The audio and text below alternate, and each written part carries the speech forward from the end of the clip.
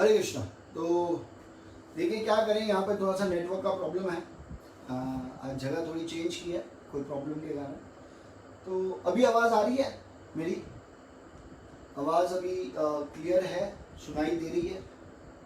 क्योंकि अभी हमारे एक प्रभु जी का फ़ोन आया, उन्होंने बोला उसका ये हिमांशु। हाँ, सुन तो इसका मतलब आवाज़ आ रही है ना? ठीक है। तो देखिए हम फटाफट कथा को स्टार्ट करते हैं कि कल हमको कुछ कथा लेनी थी। वो कथा क्या थी कि देखिए प्रहलाद महाराज कैसे हम देख सकते हैं कि कैसे ये जो प्रहलाद महाराज थे, ये प्रहलाद महाराज स्वयं किनके पुत्र थे? आप देखिए हिरण्यकशिपु के पुत्र थे, तो भी ये भक्त के रूप में कैसे पैदा हुए? और जब ये इतने अच्छे भक्त थे तो ये राक्षस के घर क्यों पैदा हुए? है ना?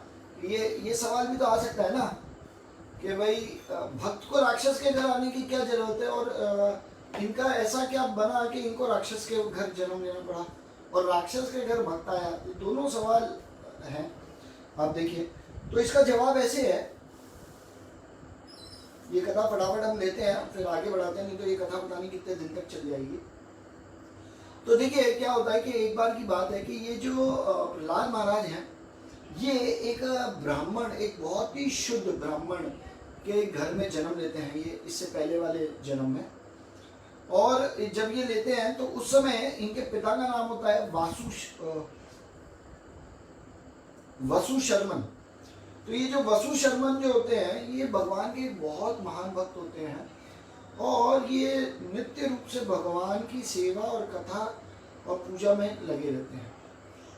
तो इस तरह से इनका शेड्यूल होता है और उसमें इनके 5 पुत्र होते हैं, जिसमें कि 4 जो पुत्र होते हैं ये बहुत ही अच्छे भगवान के भक्त बनते हैं, और एक जो सबसे छोटा पुत्र होता है वो कुछ समय के लिए हम डेविएट बोलते हैं, डेविएट को हिंदी में बोलेंगे मतलब वो पथ भ्रष्ट हो जाते हैं।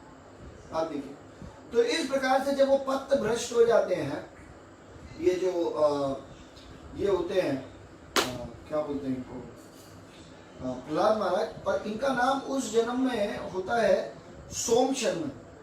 तो सोम शर्मन जो होते हैं ये पथ भ्रष्ट हो जाते हैं, सबसे छोटे पुत्र होते हैं।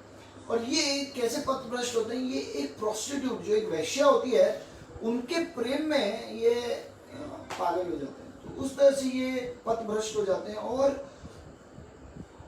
पूरा समय दिन रात ये उनके बारे में सोचते थे, या उनका संग करते थे, या उनके साथ बातचीत करते रहते थे।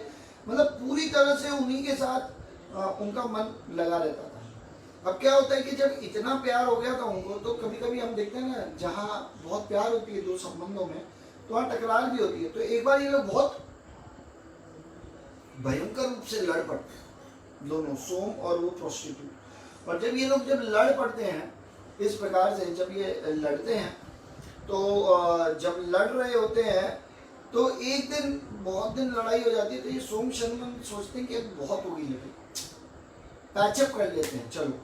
अब पैचअप कहाँ करें? तो कहते हैं देखिए आपस में जो मिसअंडरस्टैंडिंग हुई है उसको अंडरस्टैंडिंग में कन्वर्ट करने के लिए हम कहीं अलग मिलते हैं, एकदम सेक्लूडेड प्लेस। सेक्लूडेड बोले तो एकदम से अलग से, जो एक वीरान जगह हो जहाँ पे कोई आता जाता ना हो।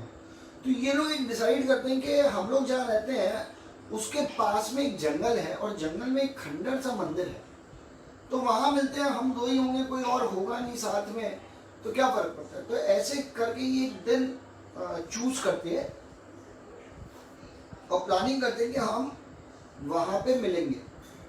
ये इनका इस प्रकार से प्लानिंग होता है।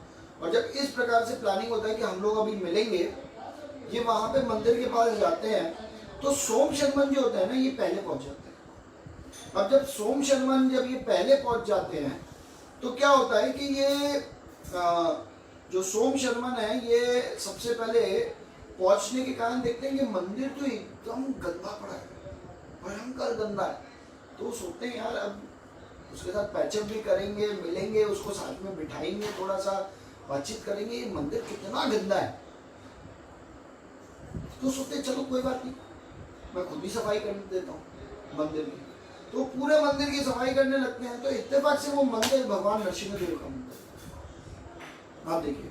और ये सफाई करते हैं तो जिस दिन ये चुनते हैं वो दिन नरसिंह चतुर्दशी होती है। और जब ये साफ करने लगते हैं मंदिर को, उस समय भगवान जब प्रकट हो रहे होते हैं, समझो शाम को, हाँ शास्त्र बताते हैं जैसे 6:45 के आसपास कुछ भगवान प्रकट हुए थे, खंबे से प्रकट हुए थे, तो एग्जैक्ट वही समय हो रहा होता है।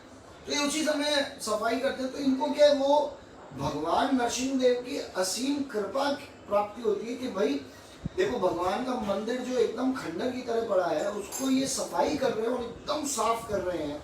आप देखिए, तो जैसे ही ये करते हैं साफ, तो भगवान नरसिंह देव बहुत खुश हो जाते हैं और आशीर्वाद देते हैं कि तुम्हें मेरा प्रेम प्राप्त होगा। तो ये आशीर्वाद दे देते हैं। और फिर उसके बाद जब उनकी वो वैश्या जब आती है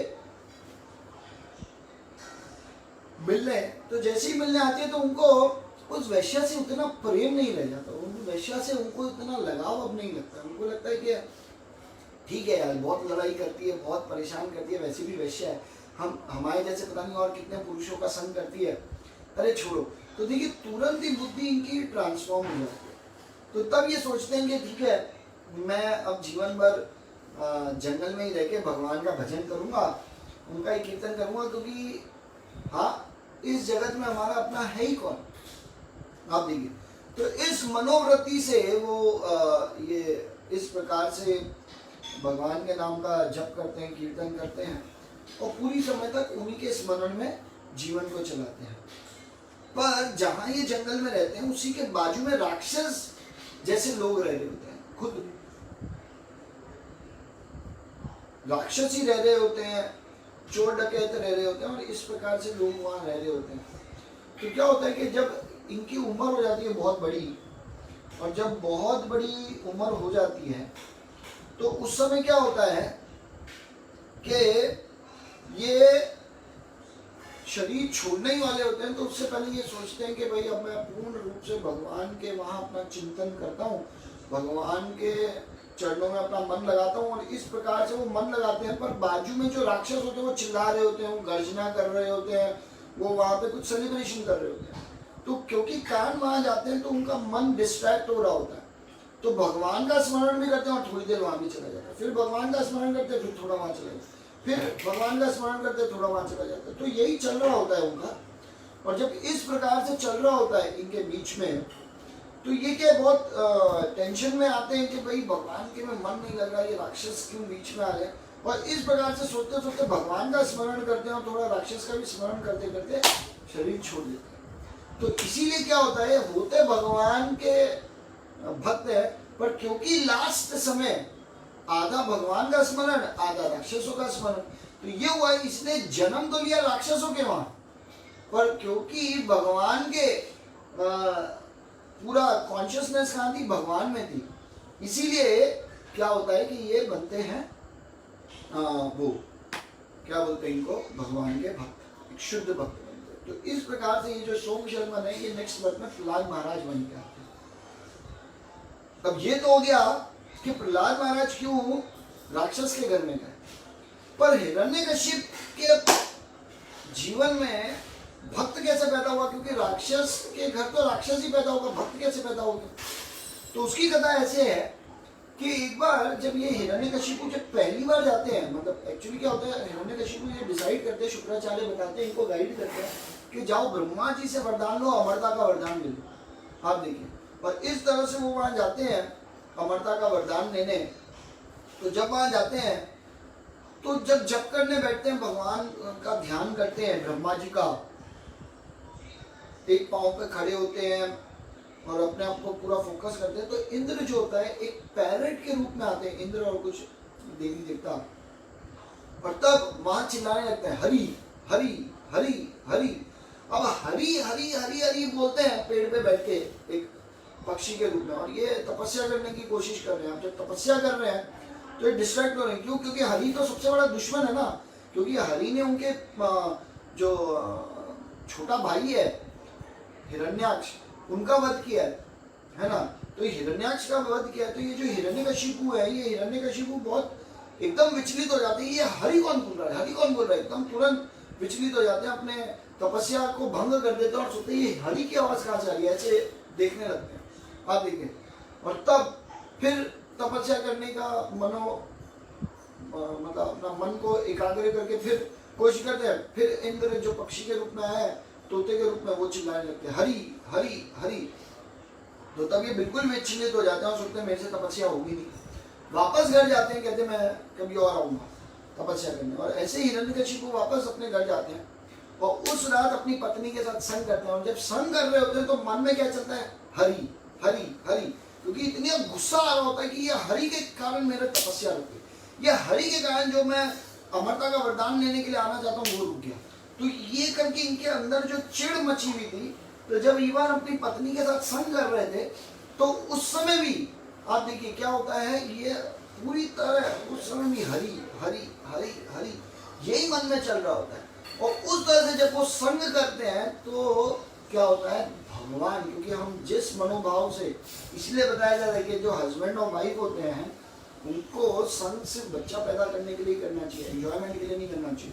पर जो भी है, ये से ये पता चलता है कि हमें, इसलिए अगर आपको कोई बच्चा चाहिए तो शास्त्र ये बताते हैं कि पहले आप 64 माला करो। आप देखिए जिस रात आपको संग करना है उस दिन सुबह से लेके रात तक 64 माला कीजिए, भगवान का भजन सुनिए, कीर्तन सुनिए। और उस मनोभाव से जब एक पुरुष और स्त्री जब संग करते हैं तब जाके वास्तविक रूप में प्रहलाद महाराज जैसे जो संतान है वो जन्म लेते हैं। आप देखिए इसीलिए इस तरह से, पर आजकल का दुर्भाग्य ये कि व्यक्ति एंजॉयमेंट के लिए संग करना चाहता है, वो दुर्बुद्धि रख के, जो राक्षसी प्रवृत्ति रख के संग करते हैं। इसलिए हम देखते हैं आजकल के जो बच्चे हैं वो सब राक्षसी जैसे पैदा होते हैं।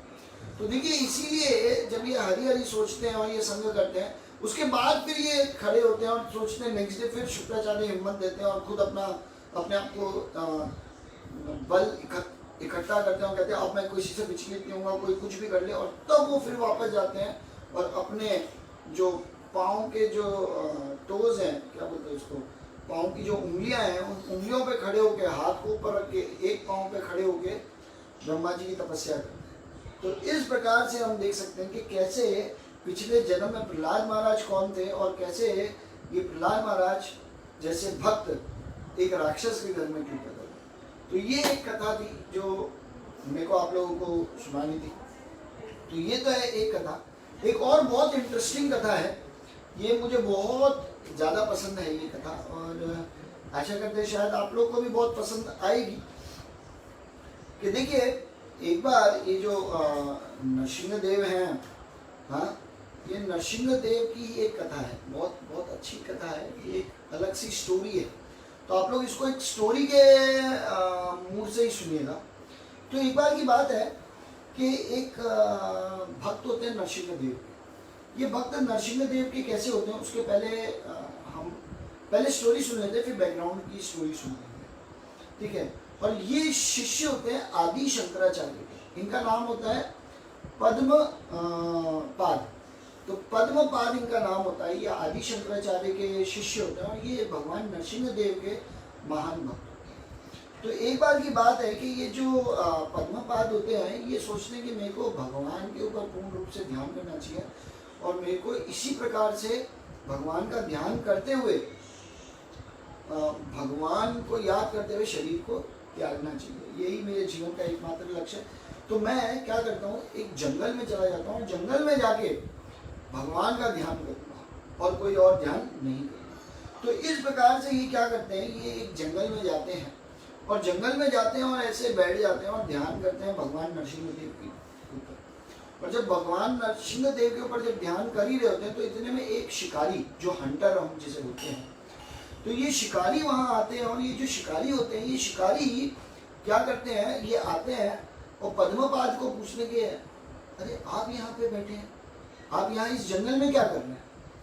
तो वो जो पद्मपाद होते हैं वो ज़्यादा बहस में नहीं जाना चाहते हैं, बातचीत करना नहीं चाह रहे थे और वो किसी में ज़्यादा ध्यान नहीं देना चाहते थे। तो एक सिंपल सा एक जवाब देते, कहते मैं एक यहाँ जानवर को ढूंढने के लिए आया हूँ जो आधा शेर है और आधा मनुष्य है। वो जो हंटर होते हैं वो बोलते हैं मैं तो सालों सालों से बचपन से यहीं हूँ, मैंने तो कभी देखा ही नहीं ऐसा कोई जानवर जो आधा शेर है आधा मनुष्य है। कहते हाँ मैं उसी की खोज में यहाँ आया हूँ, तो बस मैं इसलिए आया हूँ। तो वो हंटर बोलते हैं अरे तो ठीक है मैं आपका सहयोग करूंगा। तो कहते हैं ठीक है आप अगर सहयोग करना चाहते हैं तो आप भी जाइए, ढूंढिए उसको, ढूंढ के मेरे पास ले आइएगा। तो हंटर जो होते हैं वो बोलते हैं कि देखिए मैं अपने जो भी मेरे गेस्ट होते हैं, ये जो जंगल है ये जंगल मेरा है। अब देखिए मैं बचपन से यहाँ हूँ और आप मेरे लिए गेस्ट के समान, गेस्ट मतलब अतिथि के समान है। तो अतिथि की जो भी इच्छा है वो पूरी करना मेरा कर्तव्य है। तो मैं आपके लिए ये कर्तव्य करूँगा। आपका जो भी ये जो आप जो एक ऐसे जानवर को ढूंढ रहे हैं जो आधा शेर है आधा मनुष्य है, तो ये मैं आपको ढूंढ के दूंगा। तो वो कहते हैं अच्छा ठीक है जो भी है ढूंढ लो। पद्मपाद बोलते हैं कि क्यों तंग करने में, यहाँ ध्यान करने आए और ये तंग करने आ गए। ये मनोभाव से ये ऐसा सोचते हैं। और तब क्या होता है कि ये जो हंटर होते हैं ये इतने अच्छे और इतने मतलब कहेंगे इतने जबरदस्त, इतने अच्छे ही समझिए, इतने अच्छे व्यक्ति होते हैं कि वो कहते हैं उनको कि देखिए क्योंकि आप मेरे गेस्ट हैं, मैं कुछ भी करके आपके लिए इसको ढूंढ के लाऊंगा। अगर मैं नहीं ढूंढ पाया तो मैं अपने आप को लटका दूंगा, फांसी दे दूंगा। आप देखिए पेड़ से अपने आप को लटका दूंगा, वो इस तरह से बोलते हैं। तो वो कहते हैं ठीक है आपको जो करना वो करो, मेरे को यहाँ बैठने दो और मेरे को ढूंढने दो यहाँ बैठ के उनको। तो वो कहते हैं ठीक है मैं ये ढूंढ के लाता हूँ। उन्होंने कहा कि आज मैं एकदम सुबह सुबह आपको मिलाऊं, अगर शाम तक मैं इसको ढूंढ के आपके पास नहीं लाया तो रात को मैं पेड़ से लटक गया। तो बोले ठीक है देख लो। कहते शाम तक मैं आपको पास ले आऊँगा, नहीं शाम को ही मैं लटक जाऊँगा ऐसे करके। तो कहते ठीक है जो आपको करना है करो, आप जाइए। तो ये जो हंटर होता है बहुत तीव्रता के साथ कि कहाँ मिलेगा कहाँ मिलेगा कहाँ मिलेगा, ऐसे ढूंढते हैं कि वो शेर आधा मनुष्य, आधा शेर आधा मनुष्य, आधा शेर आधा मनुष्य, आधा शेर आधा मनुष्य, ऐसे करके पूरी जगह ढूंढने लगते हैं कि ये आधा शेर आधा मनुष्य कहाँ मिलेगा कहाँ। एकदम तीव्रता के साथ ढूंढते हैं ढूंढते हैं ढूंढते हैं ढूंढते हैं और शाम हो जाती है। और शाम हो जाती है और उनको मिलते नहीं है। तो वो कहते हैं अरे अब मैं क्या मुंह दिखाऊंगा, ये मेरे अतिथि हैं, अतिथि ने पहली बार कुछ कहा था आप देखिए, और हम इतने सौभाग्यशाली हैं कि हमारे घर में एक अतिथि आए और हम उनकी सेवा नहीं कर पाए अच्छे से। आप देखिए और पूरा जंगल में ढूंढ रहा हूँ, मेरे को कहीं ऐसा कोई जानवर ही नहीं मिला जो आधा शेर आधा मनुष्य। और इतनी गंभीरता से ढूंढते हैं ढूंढते ढूंढते और नहीं मिलते और शाम हो गई। तो तुरंत एक पेड़ पे रस्सी डालते हैं और गले में रस्सी डाल के कूदना ही चाह रहे होते हैं जिससे वो लटक जाए। इतने में एक आवाज आती है शेर की, और शेर मनुष्य की तरह भी बोल सकता है। तो बोलते हैं भाई क्यों लटक रहे हो? कहते हैं कि मैं एक जानवर को ढूंढ रहा हूँ। वो उस आवाज से बात करने लगते हैं, वो मिल ही नहीं रहा। तो तब वो बोलते हैं आधे शेर आधे मनुष्य, मतलब जो आवाज आ रही होती है वो कहते हैं जरा एक बार मुड़ के देखिए क्या आप मुझे ढूंढ रहे थे क्या? और मुड़ के देखते हैं तो दिखता है ये आधा शेर आधा मनुष्य दिख गए। कौन होते हैं? वो स्वयं भगवान नरसिंहदेव। तो वो जैसे ही उनको देखते हैं कहते हैं अरे ये मिल गया जानवर। तो अब हंटर थे, तो हंटर क्या करते हैं, तो वो तुरंत वो रस्सी को निकालते हैं और तुरंत फेंकते हैं और भगवान नरसिंहदेव के गले में वो रस्सी आके अटक जाती है। अब अटक जाती है तो वो पकड़ते हैं और खींच के लाते हैं। कहते हैं चलो मैंने पकड़ लिया ऐसा जानवर को, और लेके जाते हैं। तो गले में रस्सी है भगवान नरसिंहदेव के और वो पकड़ के खींच के लेके आ रहे हैं पद्म पानी के पास। और पद्म पानी के पास लेके आते हैं और पद्म पानी को कहते हैं देख लो मैं तुम्हारे लिए लेके आ गया, हाँ, इस आधा शेर आधा मनुष्य को। तो पद्म पानी देखते हैं कि कहाँ है भाई, मुझे तो नहीं दिख रहे। तो तब वो बोलते अरे ये रस्सी से बांध तो रखा है मैंने, ये देखिए रस्सी पकड़ रखी है। तो देखते हैं हाँ यार रस्सी गोल सी बनी हुई तो है और हवा में और एकदम स्ट्रेट है, इसने एकदम टाइट पकड़ रखी है, कुछ तो है। तो कहते पर मुझे कुछ दिख नहीं रहा। तो कहते नहीं दिख रहा। तो कहते शायद थोड़ा सा अंधेरा सा हो गया इसलिए आपको नहीं दिख रहा होगा, या आपकी आंखें थोड़ी कमजोर होंगी। वो पकड़ के खींचते हैं और एकदम बाजू में ले आते हैं। जैसे पद्मा पानी यहाँ बैठे हैं तो उनके एकदम बाजू में, उनके चेहरे के एकदम बाजू में आ गए। कहते आपके एकदम बाजू में है, आप देखिए ये। तो तब वो जो नरसिंहदेव है वो बोलने लगते हैं कि हाँ देखो मैं ही हूँ जिन्हें तुम ढूंढ रहे हो। तो एकदम शौक हो जाते, कहते अरे ये तो भगवान नरसिंहदेव लग रहे हैं। तो तुरंत ही वो देखते कि मुझे तो भगवान नहीं दिख रहे। अब सोचिए जो तपस्या करने आए उनको नहीं दिख रहे पर हंटर को दिख गए। तो फिर वो बोलते अरे भगवान आप मुझे नहीं दिख रहे, आपकी आवाज मुझे सुनाई दे रही है पर आप मुझे नहीं दिख रहे, और इस हंटर को दिख गए, ऐसा क्यों? वो तो आपका भक्त भी नहीं है जितनी मैं आपकी तीव्रता से भक्ति करना चाहता हूँ। तो तब वो बोलते हैं भगवान नरसिंह देव कि मेरी आवाज़ तुम सुन पा रहे हो और वो मुझे देख भी पा रहे हैं और मेरी आवाज़ भी सुन पा रहे हैं। ऐसा क्यों हो रहा है पता है? क्योंकि वो जिस तीव्रता से मुझे ढूंढ रहा था, अभी भी वो तीव्रता तुम्हारे अंदर नहीं आई है। जिस दिन उस तीव्रता से तुम मुझे ढूंढोगे, उस दिन तुम मेरी सिर्फ आवाज़ ही नहीं, तुम मुझे देख भी पाओगे। तो जब मैं ये कथा सुन रहा था तो मुझे इतनी खुशी हुई, मेरे को लगा कि मेरे को ये कथा आप लोगों को बतानी चाहिए। तो जब ये कथा मैंने पढ़ी, ये जो मैंने बताया आपको ब्रह्मांड पुराण में है, जब मैं ये पढ़ रहा था तो आप देखिए ये कथा में पता चलता है कि कैसे भगवान हर किसी को दिख सकते हैं। डिपेंड करता है हमारी तीव्रता कितनी है। आप देखिए, हम जितनी तीव्रता से भगवान को ढूंढेंगे, भगवान हमारे सामने प्रकट होंगे ही होंगे।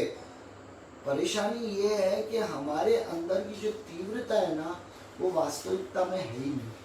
हमारे अंदर आज भी पूर्ण रूप से तीव्रता नहीं है भगवान को ढूंढने की, भगवान को देखने की, भगवान के समीप आने की, भगवान का प्रेम प्राप्त करने की तीव्रता ही नहीं है। आप देखिए, इसीलिए हमें भगवान नहीं दिख रहे हैं। ये एक सच्चाई है, रियलिटी है। जिस दिन तीव्रता हमारे अंदर बढ़ जाएगी, हम देखेंगे निश्चित रूप से हमें भगवान दिखाई देंगे। 100% हमें भगवान दिखाई देंगे। हमारी तीव्रता होनी चाहिए। तो मेरे को लगता है हमको अभी ये 2 कथा से ही आज अटकना चाहिए और फिर हमें आगे बढ़ना चाहिए। और हमने जो कथा ये छोड़ी थी कि कैसे जो नारद मुनि इनको अपने आश्रम में ले जाते हैं और उस समय सारे जो देवता होते हैं वो ब्रह्मा जी के पास जाते हैं और ब्रह्मा जी को बता देते हैं वास्तविक रूप में कि ब्रह्मा जी देखो, ये जो हिरण्यकशिपु है ना, ये आपकी तपस्या इसलिए कर रहे हैं, इसको अमरता का वरदान चाहिए। और अमरता का ही वरदान नहीं चाहिए, इसको आपका स्थान चाहिए। यह आपका स्थान प्राप्त करना चाहता है, तो कृपा करके आप ध्यान रखिएगा। तो ब्रह्मा जी कहते हैं ठीक है, आप लोग चिंता मत कीजिए, मैं ध्यान रखूंगा। ब्रह्मा जी ये बोल देते हैं। सारे देवी देवता ब्रह्मा जी को इस तरह से आगाह भी कर देते हैं। आप देखिए, और जब इस तरह से आगाह कर देते हैं तब क्या होता है कि तब भगवान जो ब्रह्मा जी हैं, ये काफ़ी दिन हो जाते हैं। तो ये जो हिरण्यकशिपु है ना, इसके सर से एक गर्मी निकल रही होती है। वो गर्मी के कारण पूरा जो ब्रह्मांड है, इवन जो स्वर्ग लोक है जिसमें देवी देवता है, वो भी गर्म हो जाता है, एकदम गर्म, जिसकी गर्मी वो सहन नहीं कर पाते। तो वो ब्रह्मा जी के पास जाते हैं, कहते हैं आप जाइए उसके पास और इंटेलिजेंटली उसको हैंडल कीजिए, जिससे उसकी जो गर्मी है, जिसके कारण हम लोग तप रहे हैं, वो गर्मी कम हो पाए। तो ब्रह्मा जी कहते हैं ठीक है। और ब्रह्मा जी नीचे आते हैं।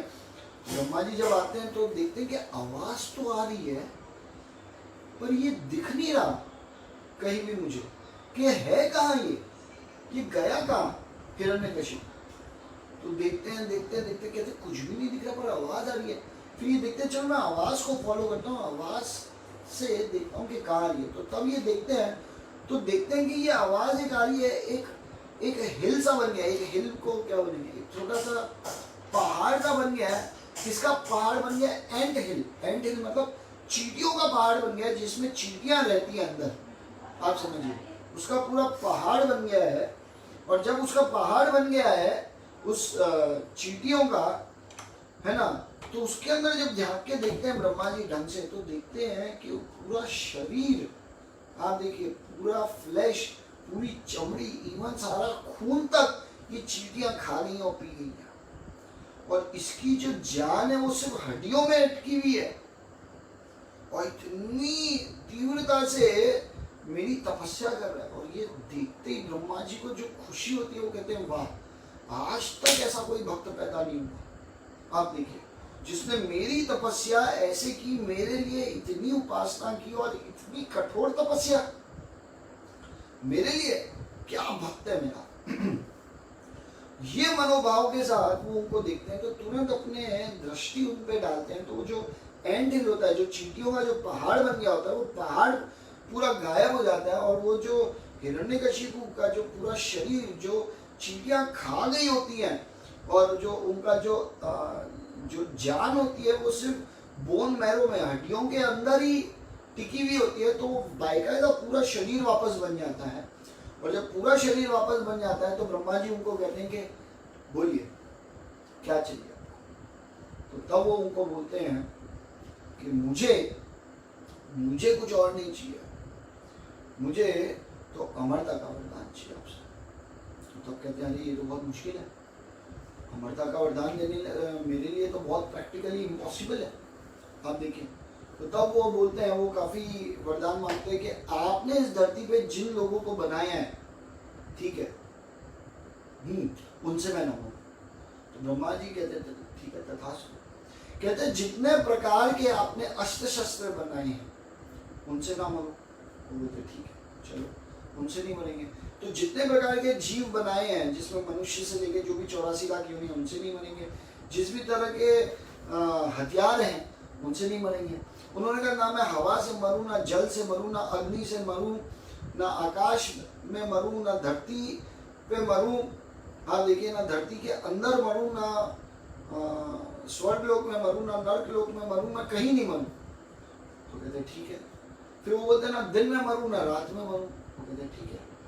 आप देखिए, तो वो हर तरह की बातें कर लेते हैं। ना जानवर है, ना मनुष्य है। आप देखिए, जो ब्रह्मा जी से पैदा हुए, ना अस्त्र है, ना शस्त्र है किसी भी प्रकार की, ना धरती की कोई चीज, ना हवा, ना अग्नि, ना पानी, किसी चीज से नहीं मर सकता, ना बर्फ, ना किसी चीज से नहीं मर सकता था। आप समझिए, जल, अग्नि, वायु, आकाश, धरती, किसी से नहीं मर सकता। उधर ना देवताओं से मर पाएगा, ना दानवों से मरेगा। आप देखिए, वो भी ले लेते हैं। ना वो क्या कहते हैं, ना हवा में मरूं, ना धरती पे मरूं। इतना इंटेलिजेंटली अपना पूरा दिमाग लगाते हैं और ये सारे वरदान मांग लेते हैं। तो एक तरह से अमर हो गए। तो इनसे शक्तिशाली कौन? क्योंकि ना ब्रह्मा जी ने जिन जिन को क्रिएशन किया उनसे मर सकते हैं, आप देखिए, ना किसी देवी देवता से मर सकते हैं, ना किसी से मर सकते हैं।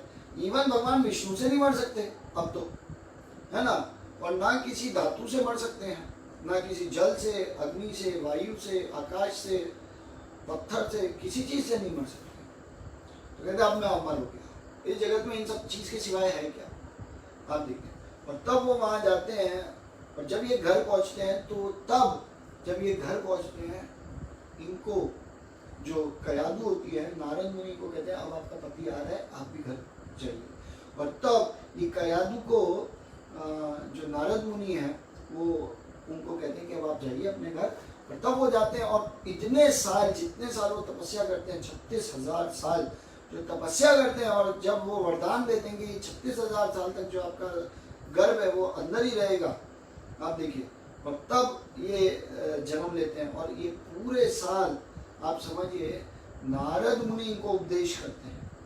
और नारद मुनि इन सबको उपदेश जब करते हैं, तो तब क्या बताते हैं, ये बताते हैं कि इम्पोर्टेंट क्या है।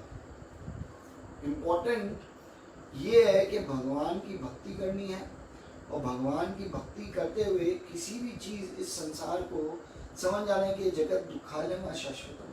और ऐसे करके वो सारा ज्ञान दे देते हैं जो गर्भ में ये होते हैं प्रहलाद।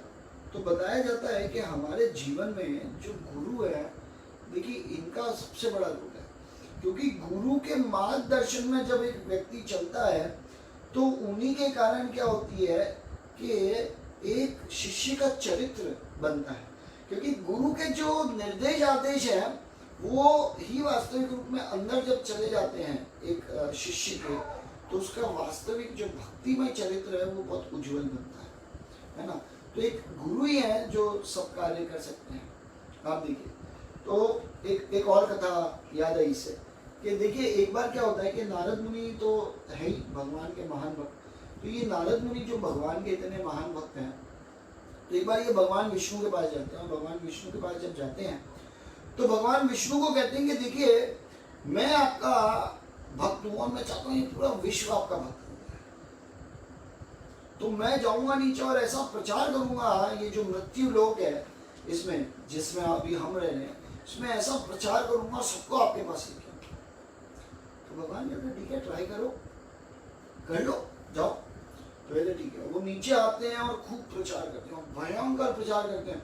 हजारों और लाखों की संख्याओं में लोग उनके साथ जुड़ना शुरू हो जाते हैं, जुड़ना शुरू हो जाते हैं।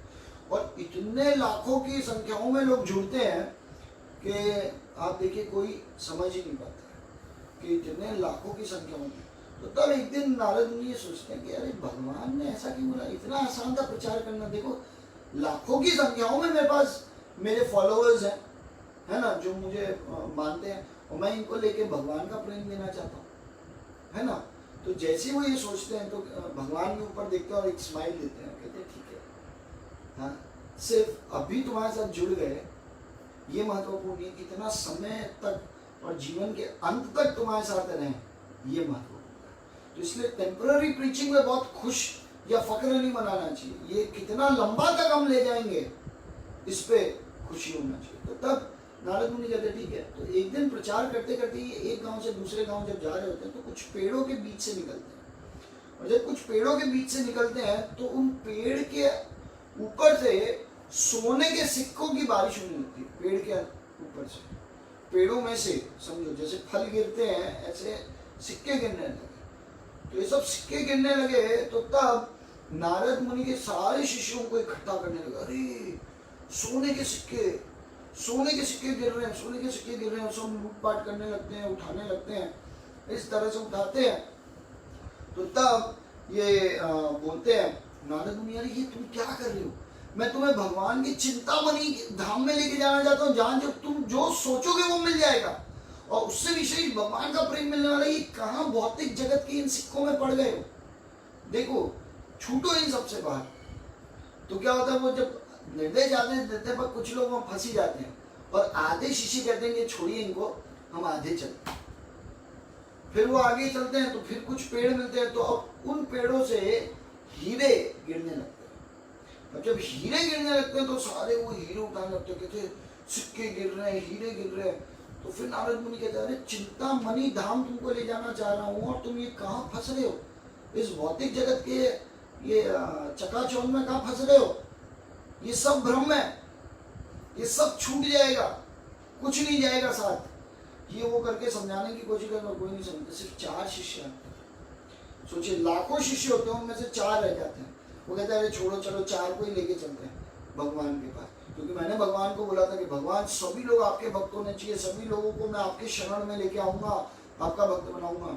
और जब चारों को भी ले जाने वाले ही होते हैं तब वो 4 बोलते हैं अरे काम करते हैं, हम 4 यहाँ रुकते हैं, जितने लोग रुक गए ना इन सबको पकड़ के लेके आएंगे, तो आप आगे चलिए, हम पीछे पीछे इनको लेकर आते हैं। तो खाली आती वहां पहुंचते हैं, और भगवान उनको देख के स्माइल देते हैं, कहते हैं तो नारद कितने लोगों को साथ लाए हो।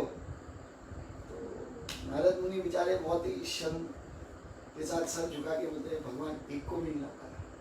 तो तब भगवान कहते हैं कि इस जगत में जब मैं टेस्ट लेता हूँ ना तो अधिकांश लोग फेल हो जाते हैं, क्योंकि आज भी मुझसे हृदय से प्रेम करना और ये समझ जाना ये भौतिक जगत एक भ्रम है, ये आसान नहीं है इस जगत में।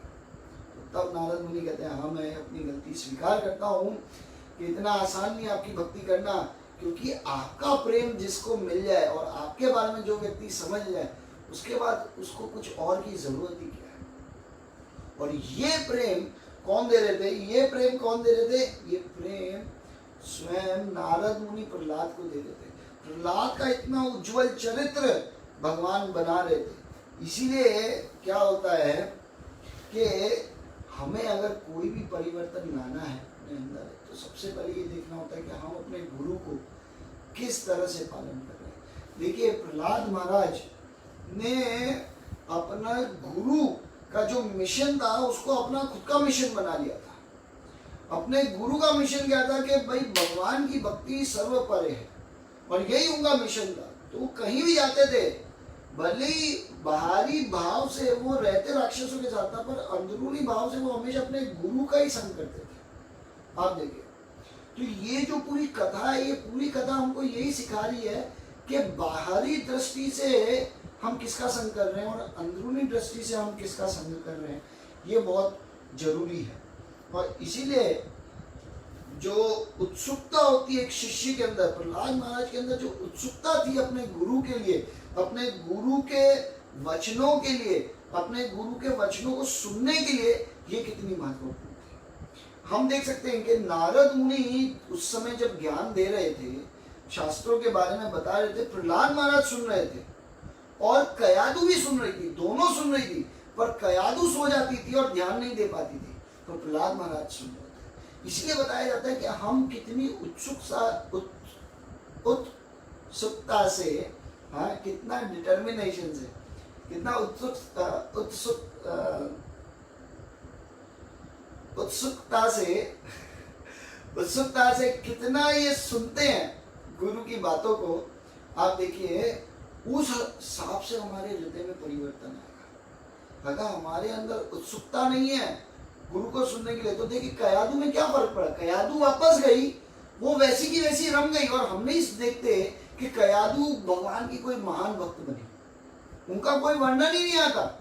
आप देखिए भागवतम में तो वर्णन किसका आता है, प्रहलाद महाराज का। क्यों? क्योंकि उन्होंने क्या परिवर्तन आया उनके हृदय में से, उनके जो गुरु के प्रति जो प्रेम था वो उनका खुद का प्रेम बन गया। आप देखिए उनको कुछ और नहीं चाहिए था, उनको सिर्फ यही चाहिए था। और यही चीज हम देख सकते हैं हमारे शिल प्रभुपाद में।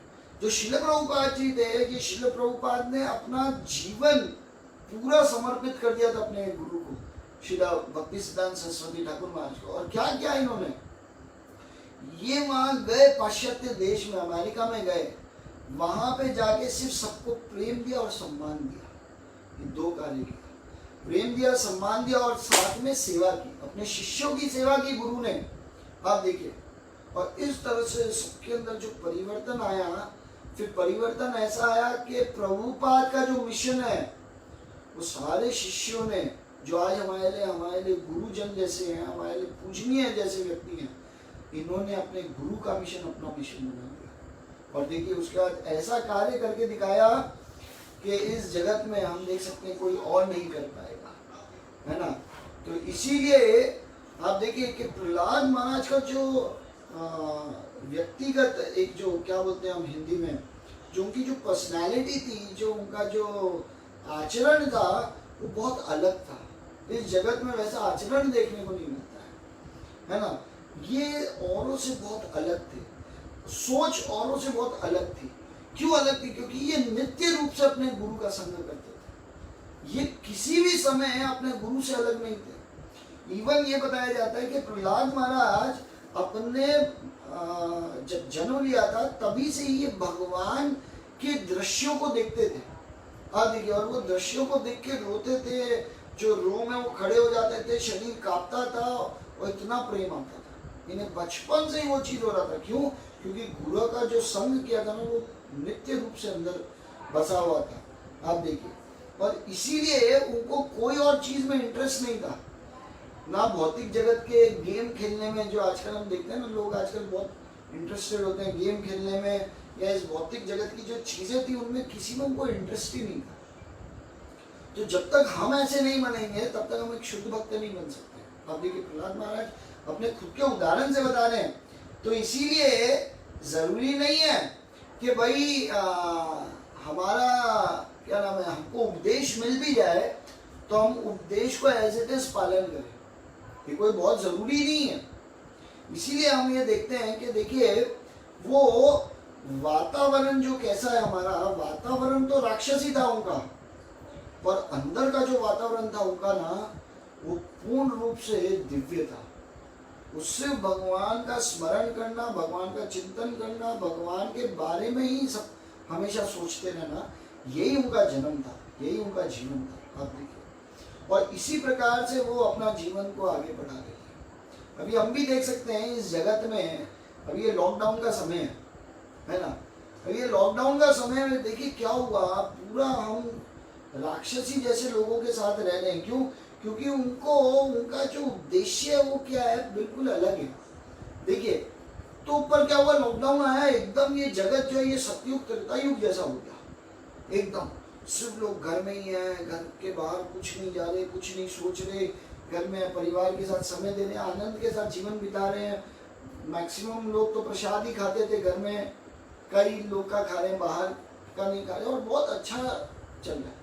पर 2 दिन पहले क्या हुआ, शराब की दुकानें खुली और 2-3 दिन से जब से ये शराब की दुकानें खुली हैं 1000 करोड़ से ऊपर का समझिए शराब की बिक्री हो गई। हाँ, एक झटके में वातावरण चेंज हो गया।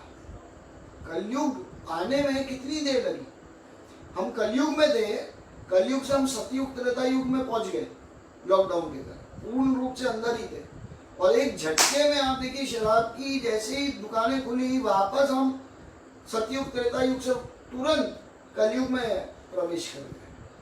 आप देखिए तो वातावरण तो हमारे आसपास सब राक्षसी वातावरण ही है, पर हमको हमेशा ये ध्यान रखना है कि हमारे गुरु ने हमें क्या बोला है, उन्होंने हमसे क्या उम्मीद रखी है, वो हमसे क्या चाहते हैं, उनका मिशन क्या मेरा मिशन है क्या, ये हम हृदय में बांध के रखा है क्या हमने। जिस दिन ये रख लेंगे तो बाहरी भली राक्षसी वातावरण हो भी तो भी हमें कोई नहीं हिला सकता है। आप देखिए तो इसी प्रकार से एक जो शिष्य होता है ना, वो शिष्य कैसा होता है, वो ऐसा शिष्य होता है जो अपने गुरु के सपने को अपना सपना बना लेता है और सोचता है कि मेरा जीवन जो पूरा है ना वो गुरु के सपने को साकार करने के लिए ही मिला है और कोई है ही नहीं। मेरा जो जीवन है वो सिर्फ गुरु के सपने को पूरा करना ही है। इसीलिए हम एक गुरु आरती में क्या गाते हैं कि गुरु मुख पद्म वाक्य चित्ते ते करिए आज्ञा आर न करिए मने आशा।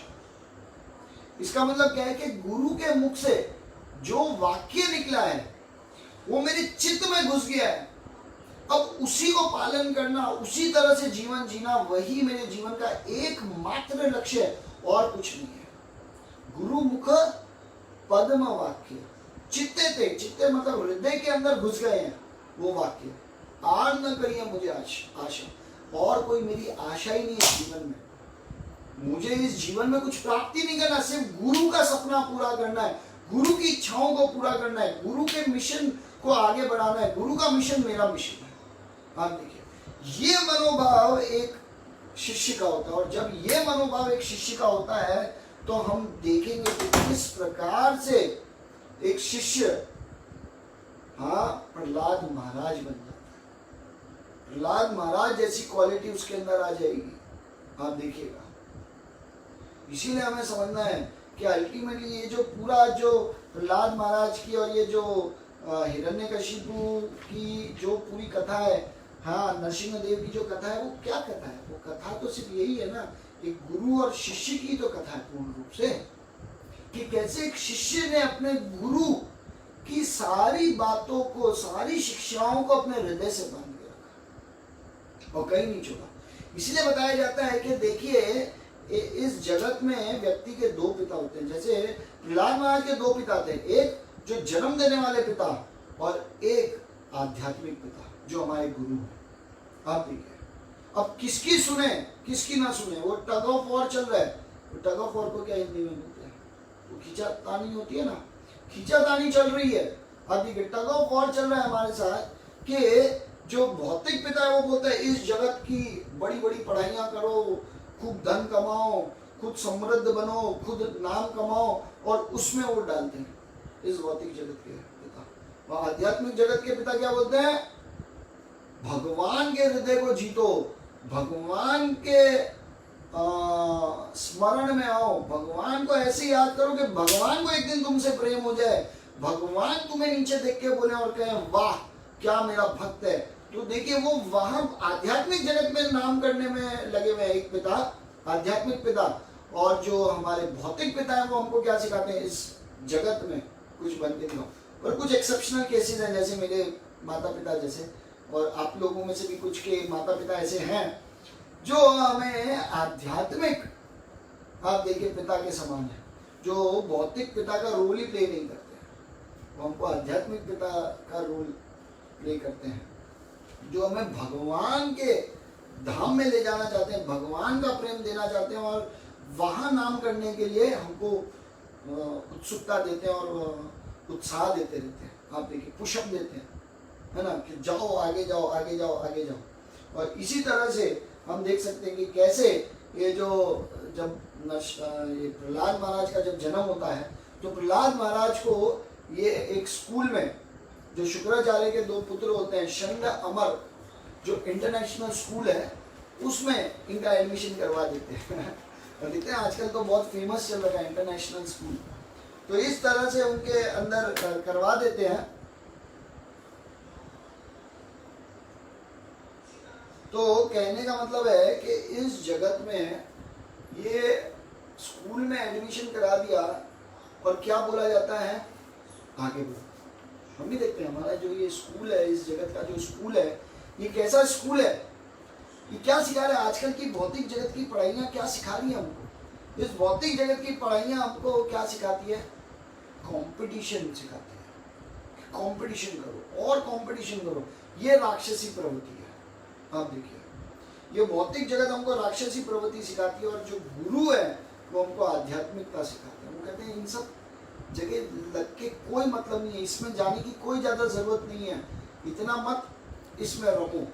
आप देखिए, और ये भौतिक जगत की जो भी चीज़ें हैं हम जो देख सकते हैं, जो राक्षसी प्रवृत्ति, जो कंपटीशन है, उस कंपटीशन का फल क्या है कि आगे बढ़ो, सक्सेसफुल हो।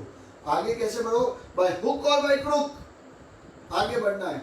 सही हो के गलत हो वो मत देखो, आगे बढ़ो। अपने कॉम्पिटिटर से ईर्ष्या करो, उसके बारे में सोचो, वो आगे बढ़ सकता है तो मैं क्यों नहीं आगे बढ़ सकता, एक दिन मैं उससे आगे बढ़ के दिखाऊंगा। और ये ईर्ष्या, द्वेष, आप देखिए अहंकार, ये सब अंदर घुसा देता है इस भौतिक जगत का पढ़ाई। और यही प्रहलाद महाराज को सिखाने के लिए उनके पिता ने ये जो षण्ड अमर, जो मैंने बताया ना, इंटरनेशनल स्कूल में एडमिशन करवाया था। हाँ, और यहाँ पे यही सिखाया जाता था इनको। क्या सिखाया जाता था कि कौन तुम्हारा मित्र है और कौन तुम्हारा दुश्मन है। जबकि ये सिखाने की कोई जरूरत नहीं है, ये समझ में आ जाता है। पर फिर भी जो राक्षसी प्रवृत्ति के लोग होते हैं ना, वो ये बताते हैं ये तुम्हारा दुश्मन है, ये तुम्हारा दुश्मन है, ये तुम्हारा दुश्मन है, ये लोग सिखाते हैं। और जो भगवान के भक्त होते हैं वो क्या सिखाते हैं, सबके अंदर देखिए, गुरु सबसे ज्यादा यही सिखाते हैं कि आप किसी में भी देखिए, हर किसी के हृदय में भगवान परमात्मा रूपी बैठे हैं, तो उसके अंदर कम से कम एक तो अच्छी क्वालिटी होगी ही होगी। आप देखिए, इसीलिए हमें इनका स्मरण करना चाहिए। आप देखिए, और हर किसी को रिस्पेक्ट देना बहुत जरूरी है, क्योंकि सबके अंदर एक अच्छी क्वालिटी, क्योंकि भगवान अगर वास कर रहे हैं किसी के हृदय में तो एक अच्छी क्वालिटी तो होगी ही होगी।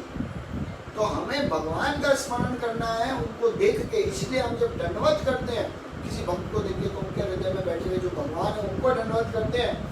और जब उनको इस प्रकार से जब दंडवत करते हैं हम, तो तब हम लोग धीरे धीरे, हम देखते हैं ना आजकल के जगत के ये मैनेजमेंट के जितने स्कूल है जो लीडरशिप सिखाते हैं, ये यही सिखाते हैं।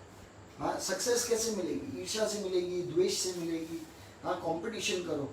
इसीलिए जो भगवान के भक्त होते हैं, जो हमारे गुरुजन होते हैं, वो क्या समझाते हैं कि जो आत्मा है उसका स्वभाव क्या है, नित्य सिद्ध कृष्ण प्रेम, साध्य कबू नए, है ना, शुद्ध श्रवण आदि शुद्ध चित्त, श्रवण आदि शुद्ध चित्त करी देवता, ये सिखाते हैं।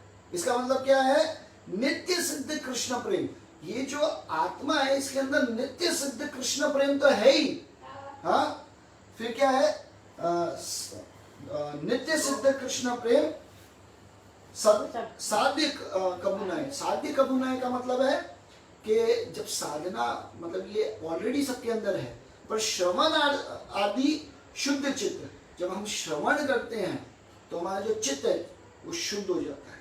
आप देखिए, और जब ये शुद्ध हो जाता है, करिदेव होता है, तो तब हमारा उदय होता है। तो ये आध्यात्मिक पिता और भौतिक पिता में ये डिफरेंस है।